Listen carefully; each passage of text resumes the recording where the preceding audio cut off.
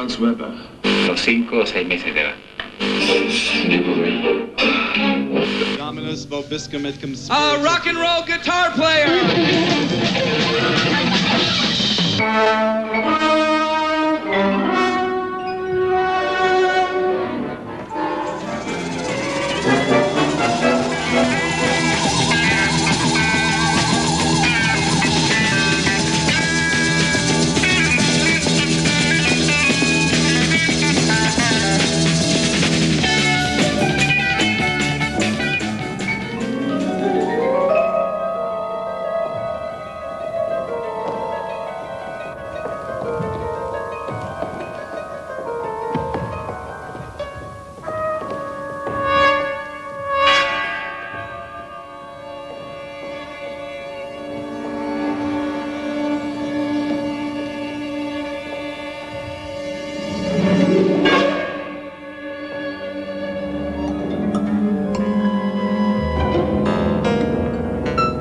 Beyond the notes.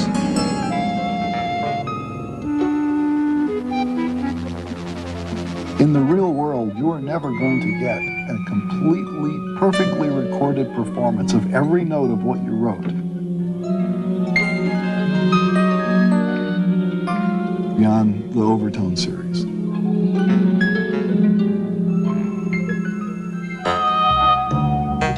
It began in nature and then was reinterpreted by the computer to be a synthesizer sound. Beyond serial organization.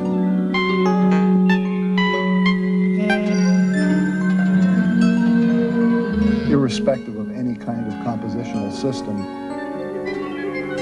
it came out of nowhere and it all seemed perfectly logical to me.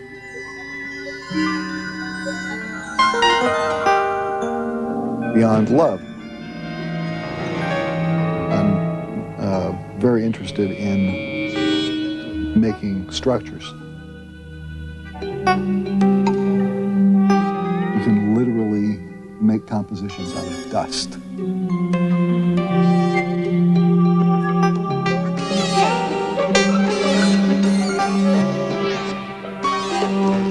The whole body of my work is one composition.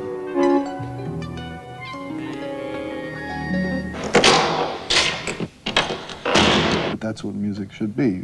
You should be able to organize any kind of a sound and put it into your music. So I wound up with a style of music that has snorks, burps, and dissonant chords, and nice tunes, and triads, and straight rhythms, and complicated rhythms, and just about anything in any order. Right. And the easiest way to sum up the aesthetic would be anything, anytime, any place, for no reason at all.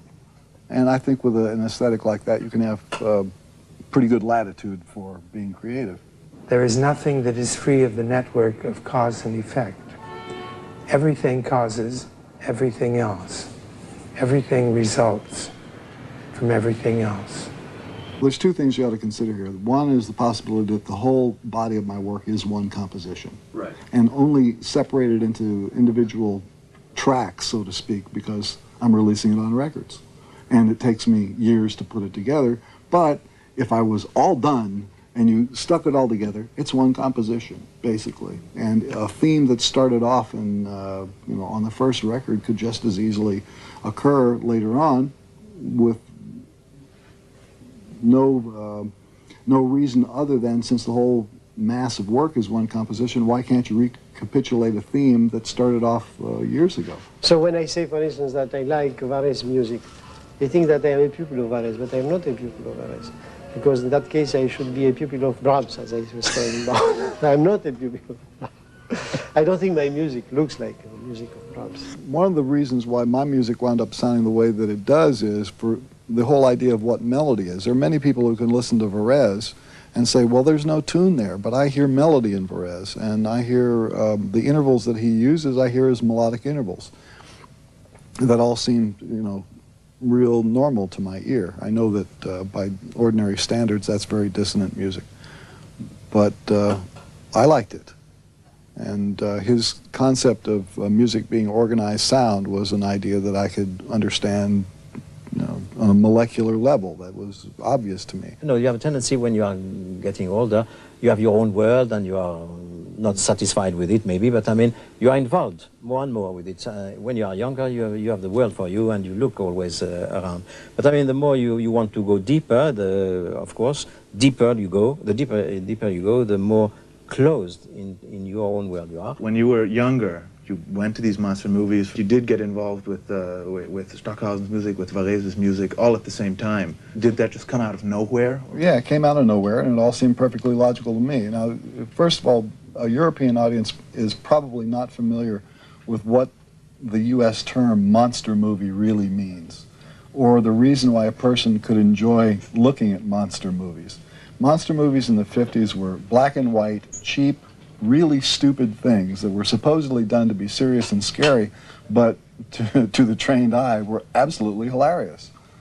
And I used to look at these things not because I thought that, you know, monsters were something fascinating or terrifying, but because the production values of these films were so cheap, and the idea that somebody would actually spend $4 or $5 million to make an object like this and present it to the public as entertainment, and the nerve that they would show you a giant spider where you could see the nylon strings making the legs go up and down and expect you to be scared by that.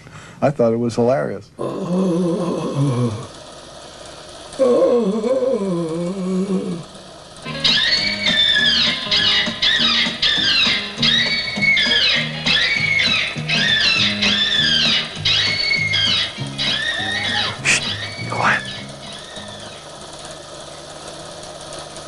So I used to enjoy seeing those things. And at the same time, and that's something that I would do for recreation. But at the same time, I was just learning about music, and my particular taste in music was in the direction of contemporary classical music and also rhythm and blues. I mean, I was, at the same time I would buy the Varèse album, I was buying R&B records by black singing groups, quintets doing, you know, harmony vocals with very simple chord progressions, and I liked that just as much as I liked what Varèse was doing. How many encounters have you had with Bigfoot? Well, I've probably seen him probably 1,000 times. I'm in high school, and I ran into Stockhausen at a water fountain out in the hall and just said hello to him, but that was about it. What did he say? Thank you. Hello. Isn't that what you're supposed to say when you bump into somebody at a water fountain? What do? Should he have turned to me and said, you know, that record that you have that you've been listening to for years, it's full of mistakes. That would have been good. They didn't mean nothing to the Indians because... Gold cover. Flashing. Not my request, actually. And down here is something that people should see, because we have... Oh, wait a minute. This is a part from 200 Motels.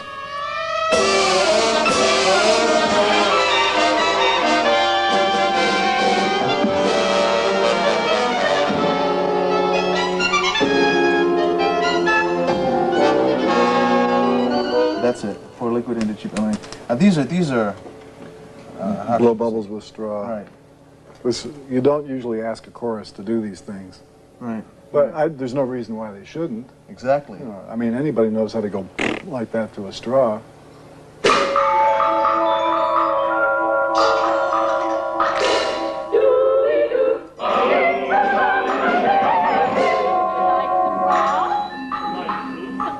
How did they react back then?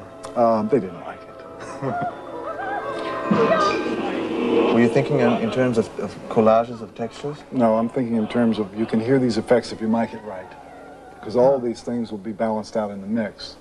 Because I knew I was writing for a recording medium. This is something that probably would not sound correct just in a complete acoustical environment.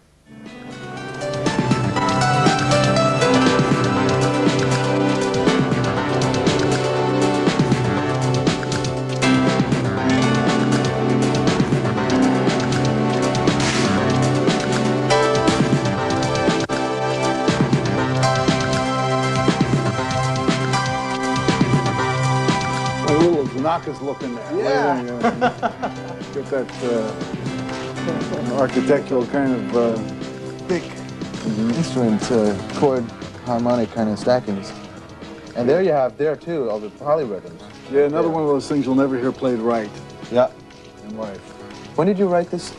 This is about 69 or 70. There you have some more of these rhythms that don't want to be played by orchestra musicians. Yeah.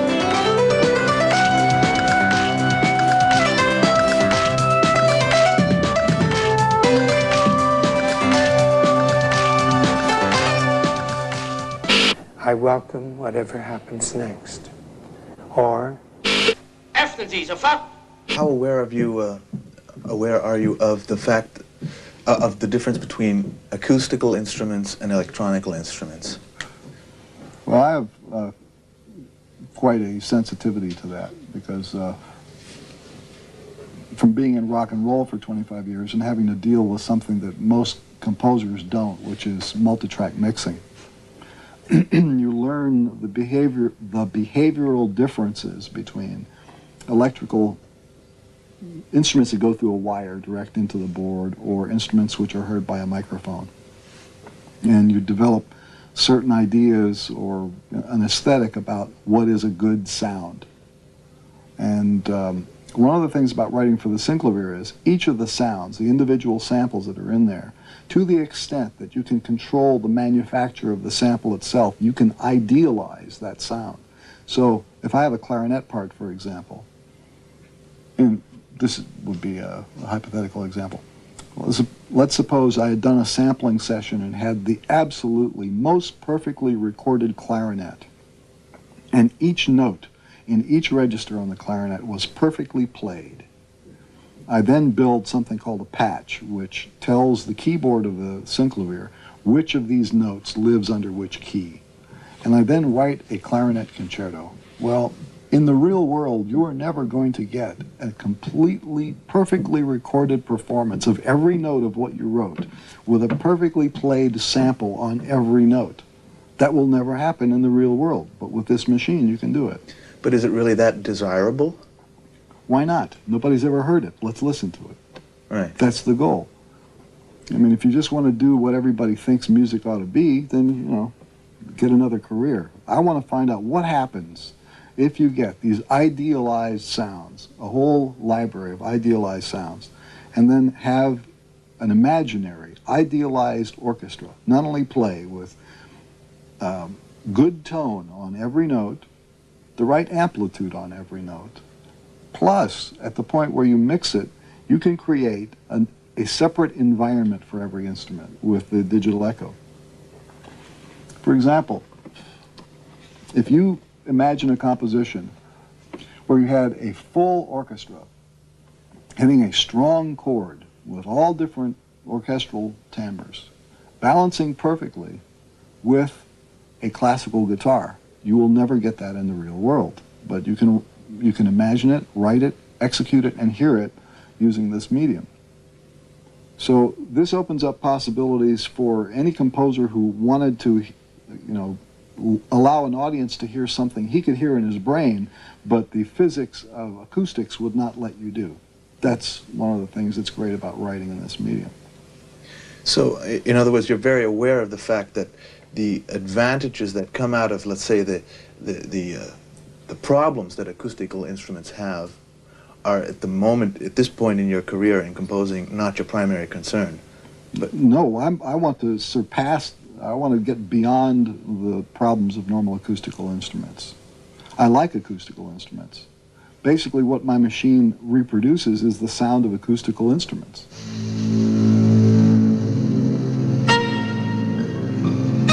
It depends on how you write for the machine. Professor! Treten Sie näher. To the extent that I can afford the samples. Das ist keine Spielerei, das ist ernst. And you have to be crazy enough to invest your cash to teach somebody how to do something that nobody wanted to hear in the first place. Ich weiß gar nicht, was Sie wollen, Herr Doktor. Geschlafen habe ich nicht. Ich habe gearbeitet.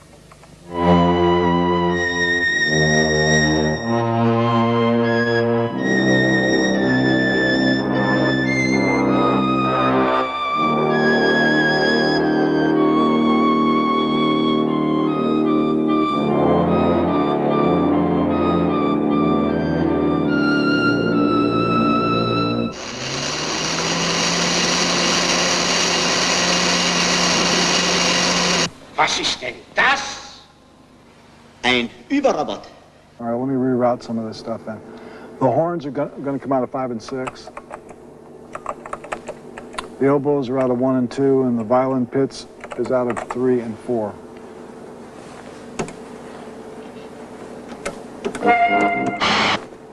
Okay, let's reharmonize the oboes.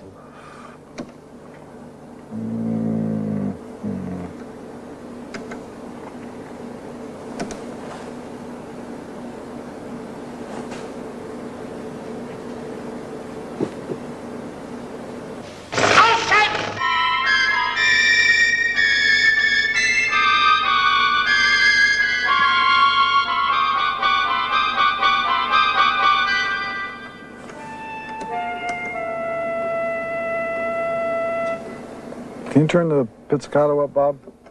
The pizzicato precedes the oboe note slightly, just by shifting the whole track. Are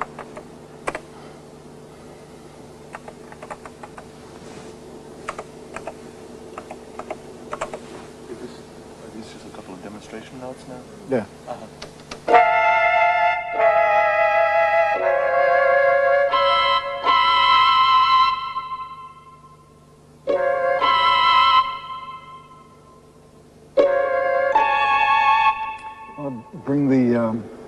Bring the oboes down a little bit in relationship to the pizzicato.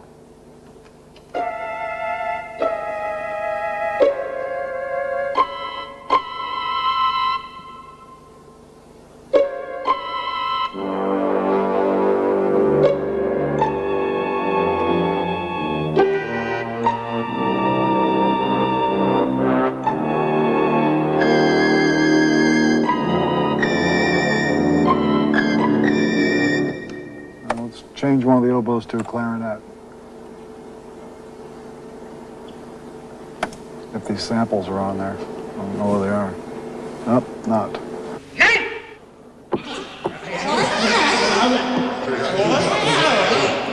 And we'll make him double the brass.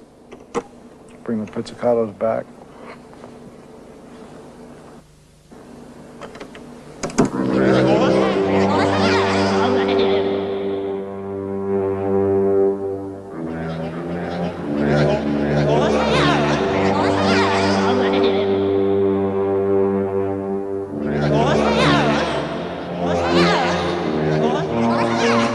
Take this sound and we can split it in half. We'll go like this. First we'll double the second brass track and put this there. We'll take half of it off.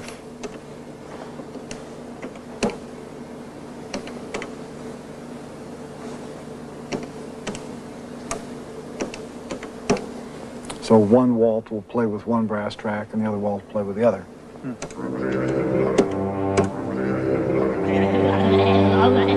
Part of this began as a human voice.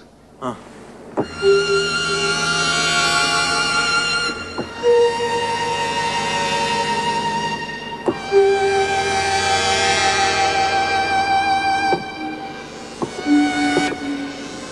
you have a couple of waveforms in there that sound very close. There's 4 different partials, all playing at the same time. And one partial is this.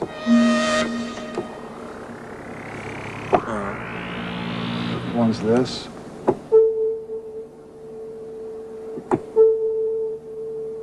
One is this.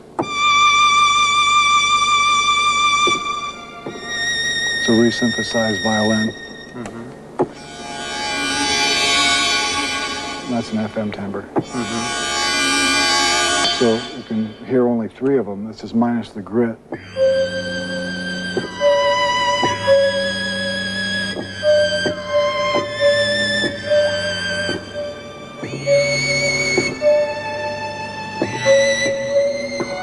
You hear one of the pitches in there moves microtonally, and everything else moves according to the scale. That little...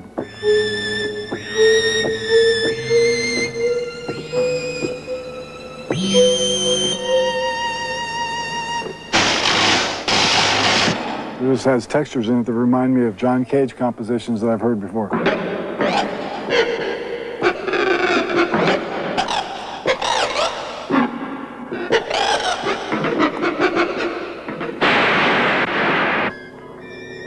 we want to have a piano doubling all of this, we just go like this.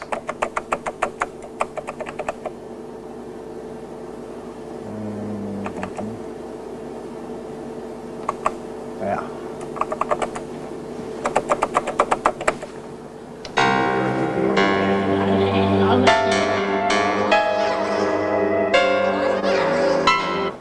Or we could decide that none of that was correct and just replace all the instruments.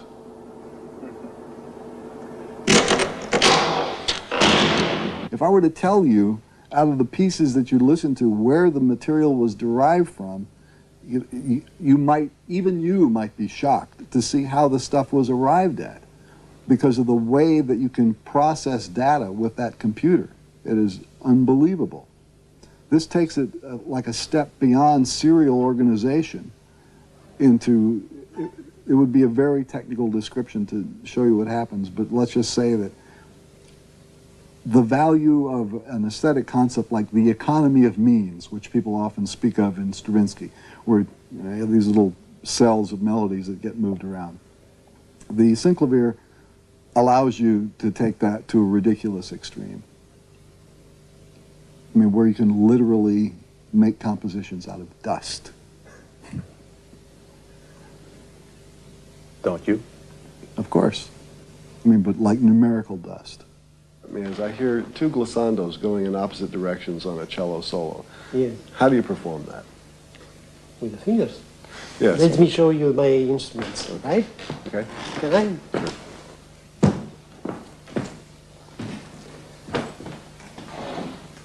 This is it. Okay. So this is the That's cello. the cello fingerboard? No, violin. Oh, no. Cello. Oh, no. And so you calculated it on this? Well, yes, I put my fingers. Okay, so if you're going to go in two different directions, the bow would have to go under the string, right? Like this. There's the two outside strings? If you try and do anything that nobody has done before, basically you don't know how to call it, you don't know what to say about it, so you got to invent a little vocabulary for it and invent your own processes and invent your own rules. And the rules should be based on whatever it was that sounded good to you when you did that particular experiment.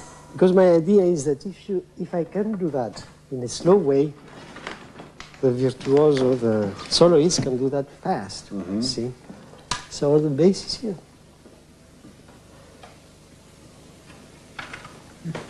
And even strings. Well, there's even a kind of a string on here, too, so. I don't think a person should limit himself to writing for a synthesizer or a sampler or even a live musician. I think that the ideal would be a combination of all types of resources. He's a-talking to this wild cougar. And he's a-saying Zuki Zuki in a deep tone of voice. What is Zuki Zuki? Zuki Zuki. Now, nobody knows. Well, let's go back to what is a melody. A melody is like in one way, it's like a word. You know, the whole melody is a word. The whole melody is also a complex waveform. Because if you look at the melody in terms of where the notes go up and where they go down, you could look at that as if the whole thing was a waveform.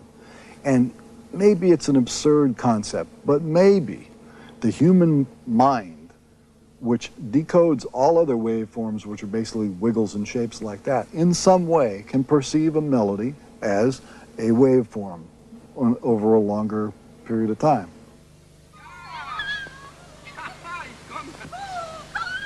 So if you take the melody and you see it going by like this, if you took it that way and looked at it end to end, you're looking through a climate. You flip it back this way and you're seeing it going this way. As it decays in time, as the reverbs decay, you're making harmonic statements throughout the melody that don't necessarily have to relate to the chord changes.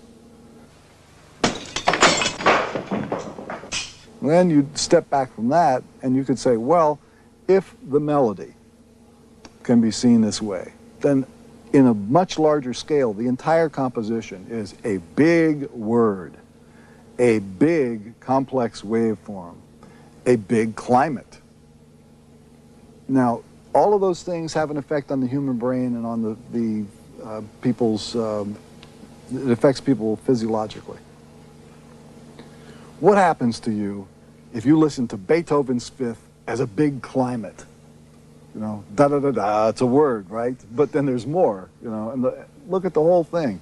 You get to live in that climate for the duration of the piece if you choose to do it. What does that do to you? Or what happens to you if you attend Lulu and sit through all of that? That did something to you, you know? Or, you know, for those lucky people who can stand to sit through the entire ring, you're physiologically modified by experiencing this world. And we've seen what the results of that can be. It's the make it talk syndrome.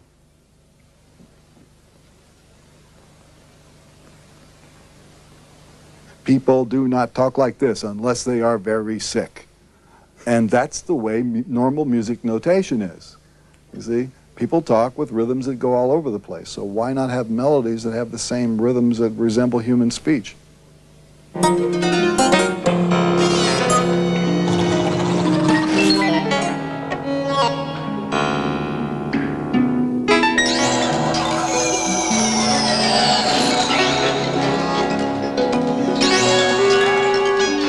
Was ja viele Techniker gesagt haben, eine vollkommen neue Schwingungsform entdeckt, mit der man Menschen von hier zum Sirius schicken kann. Das ist ja gar nicht undenkbar. Dann wäre das doch ein wunderbarer Akt in meinem Theater, dass das ganze Publikum einfach mal für 10 Minuten ausflippt und einfach auf eine Schwingung aufmoduliert wird und die erscheint dann 10 Minuten lang auf dem Sirius und wird dann zurückgerufen. There's a place in France where they have the ice show. And it's got a 200 cycle hump in the room, and there's a lot of curtains. And so instead of getting a slap back, you get a thud back from the wall. And I'll just keep hitting the percussion so you can test that.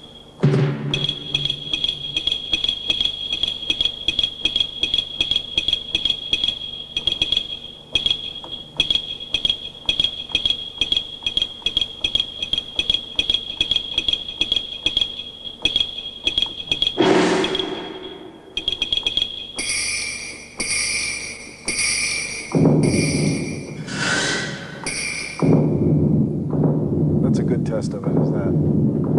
Take more top off of it. Die Bewegung des Klanges und dadurch auch die Formung der Räumlichkeit des Klanges ist eine neue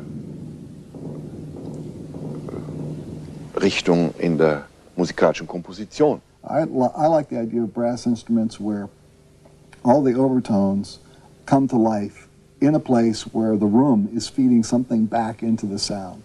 What a microphone does is it's a substitute for a human ear. Could be a good ear or a bad ear, depending on the quality of the microphone. You put the microphone in an ambient environment and you excite the air molecules in that environment. And if it's an interesting environment, it makes the instrument which is playing in that environment more interesting, more valuable, and it's a more memorable sample. So a lot of the samples that we have done here at this studio were done back in that room. Are you saying that that space in composition is a basic factor? Always has been, for me anyway. Right. So when you compose these, excuse me, in mixing, that's called the back to front of the mix. In other words, not only do you want to have stereo like that, you want to be able to see individual instrumental placement in the stereo spectrum, but there's the depth of the mix. Certain instruments are drier than others in the mix, and they sit on the front of this imaginary stereo screen. Other instruments are more ambient, or you have added a longer echo delay to it, reverberation delay to it, and they tend to appear to recede in the stereo picture. So when I think of a composition, I also think of where are these instruments located, not only in terms of an imaginary seating position, but what world are they living in? And when you have a multiplicity of echo devices at your disposal, and you can create individual environments for these instruments to live in, you get to compose in a way that goes beyond the notes, and goes beyond the overtone series, and goes beyond the other normal compositional things. You're building a world. you're building, your composition can now be its own personalized musical universe. This is beyond Klangfarben melody, for instance. It's far beyond that. Yeah. But it's related to it. Definitely. It's the same principle that is involved. Yeah, but see, in normal tone color melody, the instruments like, let's take Webern for example, big space in between the notes. It's a dramatic element, and I love to listen to that kind of music. It's great, because you concentrate on what did that instrument sound like. But an idealized performance of Webern is yet to happen, because a lot of the places where the Webern has been recorded were not interesting sound spaces. And so when you have that exposed flute, or one tiny little thing over here, that one tiny little tenor sax note, you hear it, and it's in a boring room. You know, and if I were producing the complete works of Webern, I would certainly take a different approach to it. I would have, you know, you want to hear the tone color melody? Well, let's color it up. Don't you feel that would be something for you to do, actually? What, to type it in? Well, no, but to produce a recording of Webern with this idea behind it. Who would pay for it? Who wants to hear my version of Webern? Only me. Oh, I'm not so sure about that. No, you can imagine. I go to Deutsche Grammophon. Hey, listen, guys, why don't you pay me to do yet another version of the complete works of Anton Webern, or even the complete works of Varese? I'm going to take you up on that. I'm going to go there and ask them. They'll go, a guy from rock and roll producing this for our esteemed German record company? Henning, you must be out of your mind. Well, we'll see. Yeah, okay. Speak for yourself, Henning. No, that's only a joke. Peefeeyatko. No, what did Varese say? The composer? Modern day composer refuses to die. Refuses to die. And if you can imagine putting that into a manifesto. People don't even do manifestos anymore. What's happened to the world?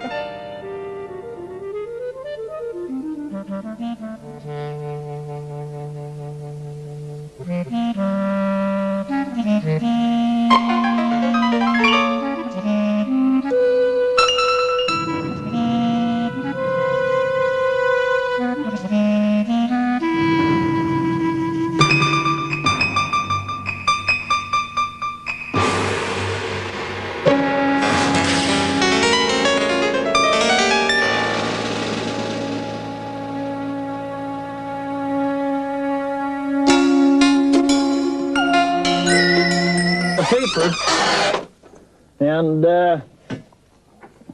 well, that's a male, no doubt about that, right there. That's a giant of a track. Well, that's a male. Yep, that's a male cast. How can you tell? You know, we are constantly on the search, first on the artistic side, of course, and Whether you could both of you give an impression of the atmosphere of the beginning of the electronic music studio as you experienced it in Los Angeles or in America, and you here in Paris when you started out with Musique Concrète. Well, it was first in the French radio, as you know. I mean, at this time, it was a very small studio, and you know, we were looked at like more or less crazy people. I mean, who had these funny ideas. Let me tell you another anecdote with Le Corbusier and him. We were once at the place of Le Corbusier, invited for dinner, and Le Corbusier started saying about music that he had invented the concrete music, that is the recorded music, and therefore the music that you can produce by sounds that are pre-recorded. And he had written about that, calling it musique en concert, that is the can music. Mm-hmm. And Varese afterwards, he didn't say anything, but afterwards he said, how can this man pretend that he had discovered the concrete music when I did that? It is the organized sound. It's interesting. And then you had to perfect whatever technique that could be perfected using gear that was really primitive. I mean, really. And when I started working with tape, I didn't even own a tape recorder. I had to borrow machines from people. And like somebody's father owned a reel-to-reel Pentron tape recorder, but he never used it, and it was in the closet. You know, we could easily wind up wasting the entire show trying to find that reel of tape on the floor. So all of the editing of that you do here? Yeah, it's all done here. And this is parts of material that you would have to gather little bits and pieces from different rolls to collect them to print the master tape on this machine. And the mixes, most of the material for that is along this wall. I'll show you. Do you think your Sanaka solo can be along with it? I can't remember whether or not we mixed that from Bremen, but the 88 tour starts here and goes, each one of these is an hour, all the way down to here, and then starts down this shelf here and runs all the way down to here. And the things where there's missing, that means the things are probably down on the floor someplace. Und doch ist ein Computer, den gestern gekauft hat, nicht im geringsten in der Lage, vieles von dem zu realisieren, was ich mir schon in den 50er Jahren vorgestellt habe. I think that probably that desire lurks in the back of every composer's mind. You know, that the more control they have over their idea, the better chance the audience has to hear what they really had in mind at the point where they came up with the idea. Right. And I hope that one day, you know, in a utopian world, that all composers will be able to do that. But that would be the most fanciful thing that I will say during this interview. We think Bigfoot's been let out of flying saucers. What do you think? Don't you think it's even necessary or it's in any case possible to heighten the understanding and also that feeling by what you can find in structures? If you cared. But there are people who like it just because they like it and they have absolutely no musical training. If you started talking to them about structures, they would be turned off.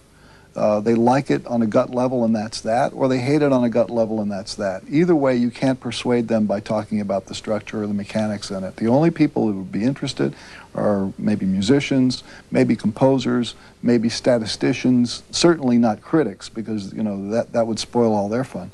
But, you know, suffice it to say that the music is structured, no matter what you think it sounds like. There's a reason for everything to be in its place. It's planned that way, and especially when it's played by the computer, it's being played correctly. Like it or lump it. There it is. That was my idea. So, I don't think that it's really worthwhile to dwell on the idea of you know, structural analysis of it, but I will mention that on 3 occasions I have been sent treatises, like graduate master's treatise or... College kids here comes from all over the United States, man. They want to do a thesis on Bigfoot. They get 100 on it. So I know there are some people who care about structure, but let's say they're really weird.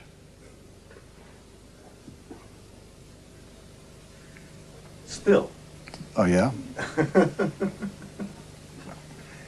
What is evolution if you don't concede the possibility to find these things that are, let's say, beyond the gut feeling? Well, I'm glad you brought that up, because I always was under the impression that, you know, people think that love is something really wonderful to aspire to. And it always occurred to me that love, that should be the basis of everything. And then the good stuff happens when you get beyond love, because love is a mere thing as far as I'm concerned. It's mere. And all the good stuff is out there. It's beyond love. You have a whole generation of people that have never listened to a piece of music without a picture attached to it. They don't know that music originally didn't have some kind of picture there, you know. A record, what's that? Let's go see a video, you know. And if it's more than 3 minutes, they've already lost interest in it. Ich sage immer, man kann ja die Augen zumachen und dann hört man die Musik als reine Musik, als rein akustisches Ereignis. Aber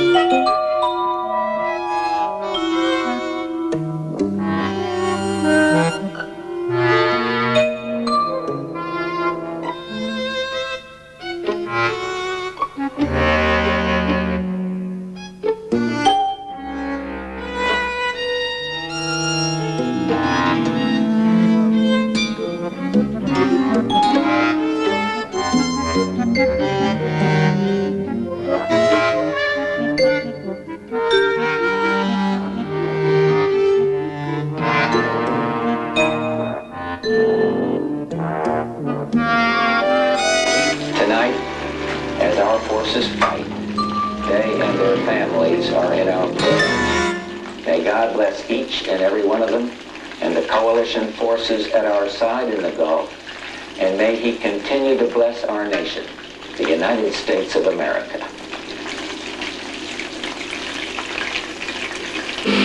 So in the midst of all of this, if you want to try and present something that's brand new to an audience, you have to find a visual element of one type or another. The music either has to be in conjunction with a film, a video, a stage event, dancing, something. It's almost unimaginable for a U.S. market that somebody would buy a ticket to go and sit in a room and hear something played. Do you think this is a sign of the times that it'll change again? No. We're headed directly into a predominantly visual... No, I wouldn't say it that way. I think we're heading into the dark ages.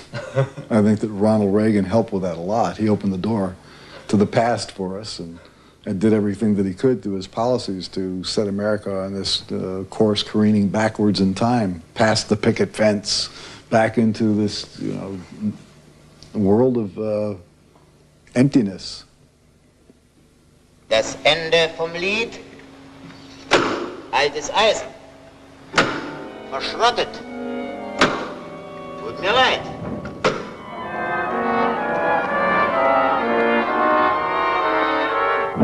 You don't like to go out too much, do you? No. Do you ever go down like to Hollywood here and walk around the streets or what? No.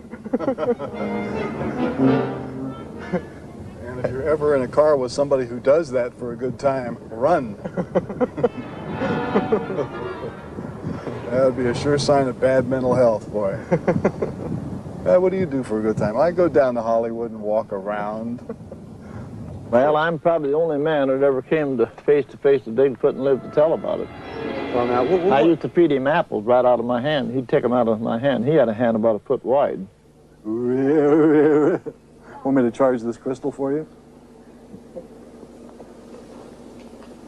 Oh, Van, tell her the secret word. Oh, yeah. Peefeeyatko. This Mickey Mouse is probably the most famous cartoon icon in the world, and all you have to do is see this, and you know that's Mickey Mouse. And with Frank Zappa, he's got the most famous facial hair, I think. All you have to do is see this, and you know that's Frank Zappa, just from that.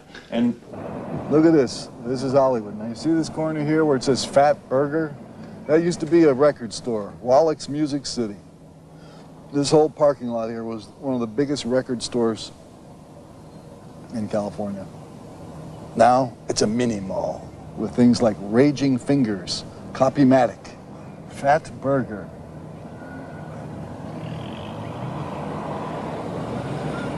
I really am missing a lot by not walking around down here, that's for sure. I hope for intelligence rather than politics. Failing that, I hope for easily recognized general disaster that will bring the human race to its senses before it is too late. Yeah, or in the Bigfoot language, Peefeeyatko. What? Peefeeyatko? Which means give me some more apples. It's just like what used to happen a long time ago. If the king didn't like what you wrote, you could have your head chopped off. And today, if the financier doesn't like what your event is, you have your finance chopped off. So you might as well be dead. But still you continue. Well, I'm in a unique situation. I can, you know, first of all, I can make enough money doing other things to afford to do my hobby, which is writing music. Secondly, I'm crazy enough to take the money that I make from doing other things to invest it in that.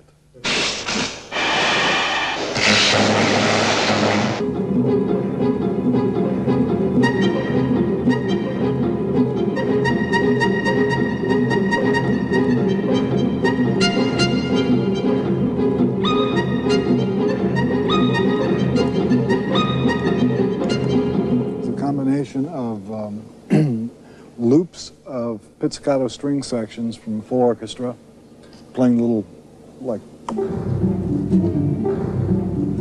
passages that go over and over again. And the upper part is a short violin. Let me ask you something else, man. Okay.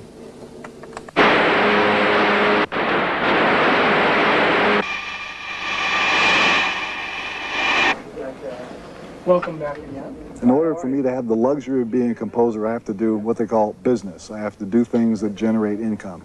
Composing for me, especially this kind of contemporary music, generates nothing and costs a lot of money. I have to do other things which are fairly less interesting than composing. Hi. I'm in charge of me deal with no.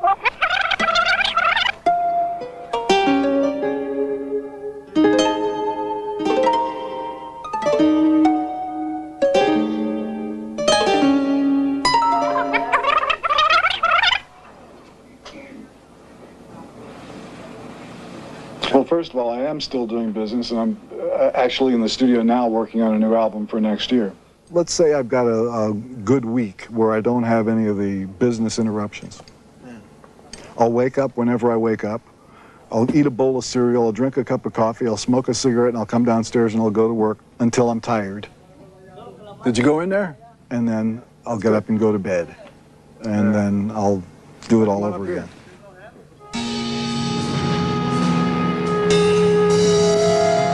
Some weeks I'll spend like 3 or 4 days building imaginary instruments. What mattered in the end was whether you as a composer enjoyed listening to what you wrote. In the United States, it's difficult to really feel that you're part of any kind of ongoing musical tradition because I try to escape from any tradition.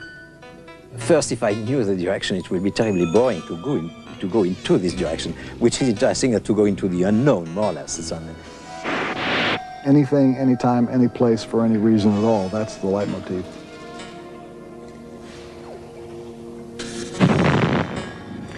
Joyce preferred comedy to tragedy.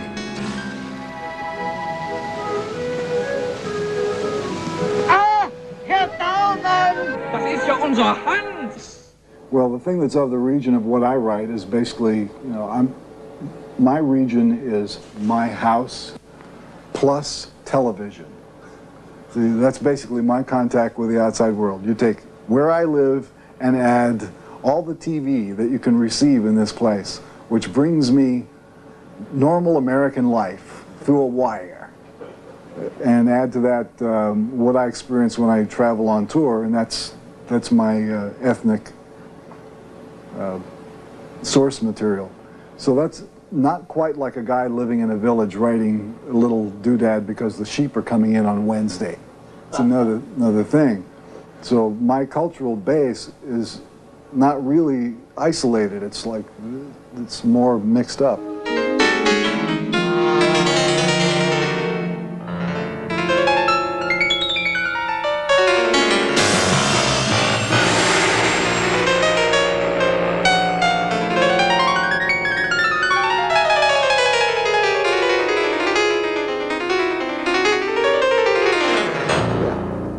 Hollywood anyway, I guess. Okay, the music is, no, it just went up again. Uh-oh. It's never going to end. It'll end when his tape runs out.